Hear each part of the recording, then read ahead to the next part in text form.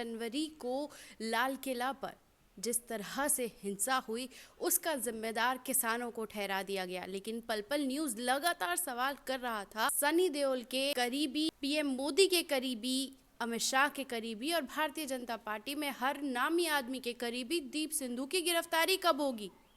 लेकिन गोदी मीडिया इस पर फोकस नहीं कर रहा था। जब 1 लाख का इनाम रखा गया उनके सर पर, जी हाँ, दीप सिंधु जी के सर पे, तब उनकी गिरफ्तारी हुई है। अब अगर यहाँ पर कोई मुसलमान होता तो ना तो वो प्रोटेस्ट में जाता, पुलिस उठाती और यूएपीए लगा देती, लेकिन ऐसा नहीं हुआ। 15 दिन लग गए दिल्ली पुलिस को दीप सिंधु को पकड़ने में और उनके सर पे इनाम रखना पड़ा, तब जाकर कहीं गिरफ्तारी दिखाई गई। इसमें साफ तौर पर एक झोल नज़र आ रहा है। उस झोल पर बात करने के लिए हमारे साथ मौजूद हैं नदीम अकरम, जिनसे हम बात करके जानने की कोशिश करेंगे। नदीम, गोदी मीडिया चिल्ला कर बता रहा था कि दीप सिंधु नाम का कोई बंदा ही नहीं है। तस्वीरें ट्विटर्स में, सोशल मीडिया पर आई, तब समझ में आया कि सच्चाई क्या है। तो किस तरह से देखते हैं आप? खुशबू, अगर मैं सबसे पहले आपको बताना चाहूँ कि दीप सिंधु के लिए आपने तमाम बातें कह दी हैं, क्योंकि आपने ही कह दिया कि अमित शाह के करीबी, सनी देओल के करीबी और देश के प्रधानमंत्री के करीबी, इस गिरफ्तारी के कई सारे राज हैं। क्योंकि इस बंदे के जो तार हैं वो भारतीय जनता पार्टी से जुड़े हुए हैं और भारतीय जनता पार्टी से जो तार जुड़े हुए हैं उस तार को समझना बहुत ज़रूरी है। जो कि जिस दिन 26 तारीख को हिंसा हुई तो गोदी मीडिया का एक ही पैटर्न था, हिंसा हुई, हिंसा हुई, हिंसा हुई, और लाल किले पर तिरंगे का अपमान हुआ और लाल किले का अपमान किया और एक अपना धार्मिक झंडा लगा दिया। वो धार्मिक झंडे के बारे में जब पड़ताल हुई और ये देखा गया कि किसानों की तरफ से नहीं किया गया, झंडे का अपमान करने वाला खुद दीप सिंधु था। तमाम चीज़ें सामने आई। दीप सिंधु वहाँ तक कैसे पहुँचा, ट्रैक्टर रैली का आयोजन किया गया, दीप सिंधु की गिरफ्तारी के लिए सवाल खड़े हो रहे थे और वो सवाल को जानना बहुत ज़रूरी है। क्योंकि दीप सिंधु एक तो भारतीय जनता पार्टी से ताल्लुक़, दूसरा सबसे बड़ा सवाल खड़ा होता है कि आखिरकार दीप सिंधु ट्रैक्टर रैली के दौरान लाल किले तक कैसे पहुंचा और जो हिंसा हुई उस हिंसा को भड़काने में अहम योगदान किसका था। इन तमाम चीज़ों को, इन तमाम तथ्यों को खंगालने की बहुत ज़्यादा ज़रूरत है। और ज़रूरत इसलिए भी है क्योंकि हमने देखा है जब भी किसी शख्स का भारतीय जनता पार्टी से ताल्लुक़ होता है तो मीडिया खामोश हो जाता है। क्योंकि जब 26 तारीख को हिंसा हुई तो हमने 83, 18, 45, 63 करते हुए अंजना ओम कश्यप को भी सुना था और साथ ही साथ तमाम मीडिया बिलबिला गया था कि किसानों का ये जो प्रोटेस्ट है ये देश का अपमान है, देश का अपमान नहीं सहेगा हिंदुस्तान। तमाम जितने भी छुपे हुए या ये कह लीजिए जो मकोड़े थे वो बाहर आ गए और ये चीज़ लगातार हमलावर हो रही थी। दीप सिंधु को पकड़ने में 15 दिन लग गए। 26 तारीख को ये हिंसा हुई। लगातार सोशल मीडिया पर दीप सिंधु बयानबाजी कर रहा था, फेसबुक लाइव आ रहा था, किसानों को धमकी दे रहा था कि अगर मेरे ऊपर, मुझे गद्दार कहा गया, किसानों ने मेरे साथ धोखा किया, मैंने अगर मुंह खोला तो कई लोग, कई किसान नब जाएंगे और ये आंदोलन खत्म हो जाएगा। इसके मायने हैं और इन मायनों को असल में समझना बहुत ज़रूरी है। खुशबू, नदीम, इसी के साथ मेरा आपसे एक सवाल ये भी है कि ये गिरफ्तारी कहीं ना कहीं एक प्रोपेगेंडा नहीं लग रही है आपको? प्रोपेगेंडा खुशबू, ये सही मायने में प्रोपेगेंडा है। क्योंकि 15 दिन तक दीप सिंधु का कोई अता पता नहीं था।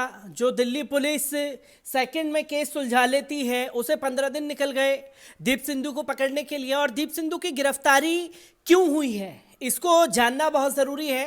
क्योंकि देश के प्रधानमंत्री ने कल भाषण दिया और उसमें साफ तौर पर जिक्र किया कि देश का जो अपमान है, तिरंगे का अपमान जो है, वो हिंदुस्तान बर्दाश्त नहीं करेगा।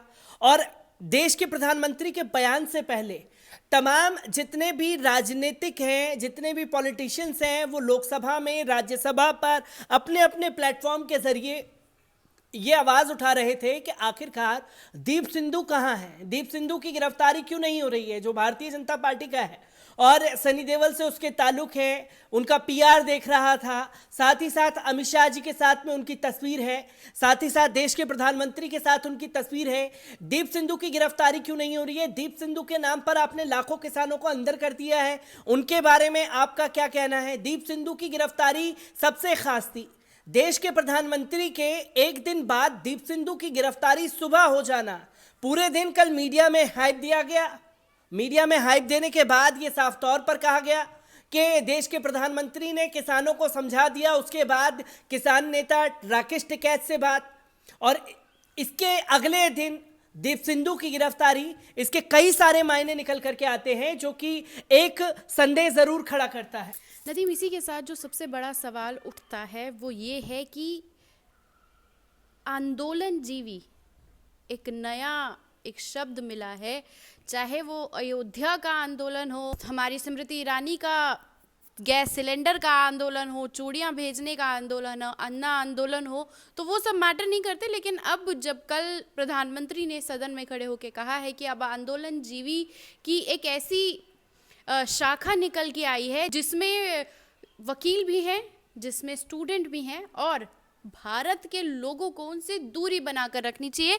कैसे देखा जाए इसे, क्योंकि भारत का इतिहास ये आंदोलन कर रहा है, हमें आज़ादी भी आंदोलन करना पड़ा तब मिली थी, तो आज इनसे दूर रहने की बात प्रधानमंत्री खुद को वो ट्विटर पे ट्रोल होने की वजह से तो नहीं कह रहे। मैं एक बात कोट करना चाहूँगा खुशबू उसमें आपकी। देश के प्रधानमंत्री ने यह भी कहा था जो अपना आंदोलन खड़ा नहीं कर पाए वो भी इस आंदोलन में खड़े हो रहे हैं, यानी कि सीधे सीधे CA/NRC के ऊपर जो लोग प्रोटेस्ट कर रहे थे उनके ऊपर सवालिया निशान खड़ा किया गया। और इसी के साथ साथ अगर बात की जाए प्रधानमंत्री के मायनों को लेकर के, राकेश टिकैत जी के पास मीडिया पहुंच जाता है सैकड़ों की तादाद में। ये वही मीडिया है जिसे सिंगू बॉर्डर पर भाव नहीं मिल रहा, वो गाजीपुर पर राकेश टिकैत के पास जाकर के कहता है कि CA/NRC के लोग इसमें शामिल हो गए हैं जो अपना आंदोलन खड़ा नहीं कर पाए। तो इस खेल को समझना बहुत ज़रूरी है। असल में वो आंदोलन जीवी कहना उनका पर्पज़ नहीं था, वो साफ तौर पर CA/NRC के दौरान जो आंदोलनकारी खड़े हुए उन्हें जीव जंतु या कीड़े मकोड़े कहते हुए बोलते हुए नजर आए थे। पर सबसे बड़ी बात है कि सारी चीज़ें प्रोपेगेंडा बना और दीप सिंधु की गिरफ्तारी असल मायने में भारतीय जनता पार्टी के कई सारे राज खोल सकती है। और सबसे बड़ा सवाल ये भी है, क्योंकि हमने इससे पहले देखा था कि विकास दुबे का नाम आपने सुना है, एनकाउंटर में मार दिया गया, उनके भी भारतीय जनता पार्टी से ताल्लुक थे। और अगले दिन जब गिरफ्तारी हुई तो अगले दिन गाड़ी स्लिप हो गई और वो भागने की कोशिश कर रहा था और उसे गोली मार करके मौत के घाट उतार दिया गया।